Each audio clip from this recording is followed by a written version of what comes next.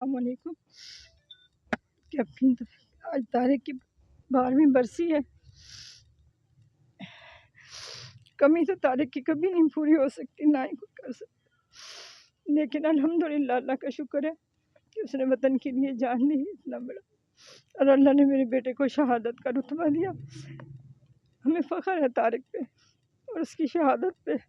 جانا تو سب نے ہی ہے، لیکن اس طرح جانا جو قرآن خود گواہی دے رہا ہو کہ یہ زندہ ہے اور میں ان کو رزق دیتا ہوں اور یہ میرے مہمان ہیں، تو یہ سب سن کے نا بہت تسلی ہوتی ہے دل کو کہ وہ اللہ کا مہمان ہے، اللہ کے پاس چلا گیا، جانا ہم نے بھی ہے۔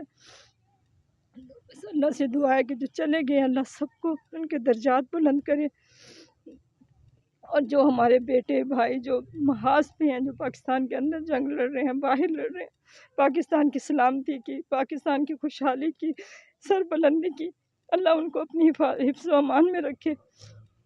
قدم قدم پہ اللہ میاں ان کو کامیابیاں دے، جو پاکستان کے دشمن اور جو غدار ہیں اللہ ان کو نیست و نابود کرے۔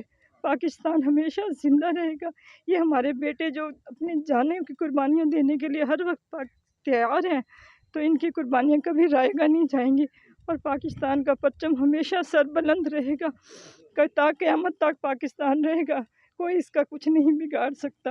پاکستان زندہ باد، پاک آرمی پائندہ باد۔